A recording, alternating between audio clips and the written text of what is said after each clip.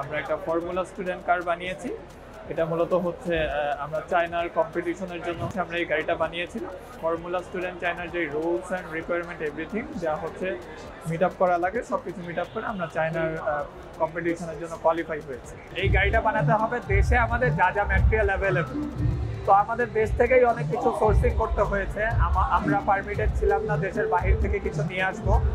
তো ওই হিসেবে যে আমরা MS পাইপ থেকে শুরু করে লোহা যা যা আমরা ম্যাটেরিয়াল কালেক্ট করি সব ধোলাইখাল থেকে আমাদের কালেক্ট করা হয়। তাছাড়া কিছু কম্পোনেন্ট আছে যেগুলো যেমন আমাদের মোটর কন্ট্রোলার সার্কিট বানাতে কিছু সেন্সিটিভ পাওয়ার ইলেকট্রনিক্সের কম্পোনেন্ট ছিল যেগুলো আমাদের চায়না থেকে ইম্পোর্ট করতে হয়, কারণ দেশে সেগুলো অ্যাভেলেবেল ছিল না। যেমন কিছু মসফেট কিছু মাইক্রো কন্ট্রোলার আমাদের চায়না থেকে ইম্পোর্ট করে আনতে হয়েছে।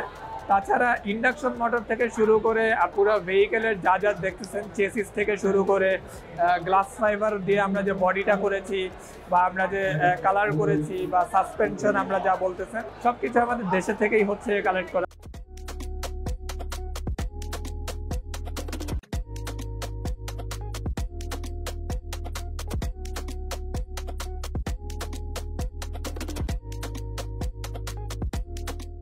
আমরা ফার্স্ট প্রোটোটাইপ হিসাবে আসলে মেকানিক্যালের যে সাইডগুলো সেটা যতদূর পারা যায় আমরা আর কি কস্ট এফিশিয়েন্টভাবে করার চেষ্টা করছি।